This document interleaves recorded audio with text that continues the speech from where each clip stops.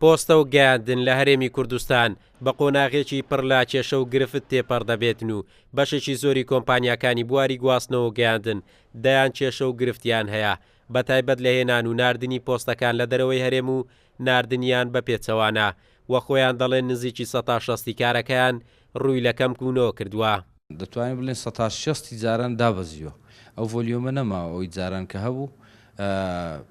بەڵام خەڵکەکەش هەتا ئێستا لەبەروەی ئیستیقراریەتی وا لە ناوچەکەی نابینیتن خاستن پێکەنانی حکوومەتی عێراق و تازە پەرلەمانی کوردستان دانراوە جا بۆیە کاروبارەکان بەعام هەر بە بازرگانی بەرەو کزی چووە. لە ڕابردوو زیاتر وڵاتیان لە ڕێگەی داواکاریەکانیان کاڵاکانیان بۆ ناوەی هەرێم پۆست دەکرد بەڵام ئێستا هاوڵاتیانی ناوەڕاست و باشووری عێراق زیاتر لە ڕێگەی کۆمپانیاکانی پۆستەوە کاڵاکانیان پۆست دەکەن و لە هەرێمی کوردستانیش بەشێکی زۆری پۆستەکان بۆ دەرەوەیە بەتایبەت پێداویستیەکانی ڕەگەزنامە و جوانکاری و دیاری. گرفتمان هەیە لە ناو مەتارنە بەڵام لە ڕێگای بەبوون منە بینی هەولێر و بەغدا گرفتمان هەیە بە حکمەوەی کە ئێستا ئەتو کاتێکە لە مەتار کاڵایەک دەینی بەشێکی زەبوونەکانی مە کڕیارەکانی مە با بڵێن لە بەغدا و لە ناوچەکانی تری بەشی کوردستان نینە بۆ منە لە بەغدا و لە بەسڕادا دەنیشن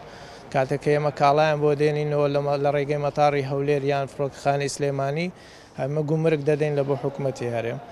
جارێش تریش کە دەینێری بۆ بەغدا دیسان دەبێت گومرگێکی تر بدەی و کولفەیەکە بدەی ئەمەش تاسیری کردە سەر بازاڕەکەیمە.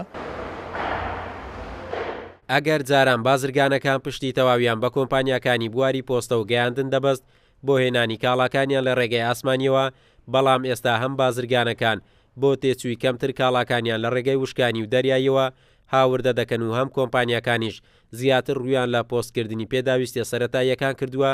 بۆ زیاتر بەردەوامیدان بەکارەکانیان. قارەمان جەوهەر، کورسات نیوز، هەولێر.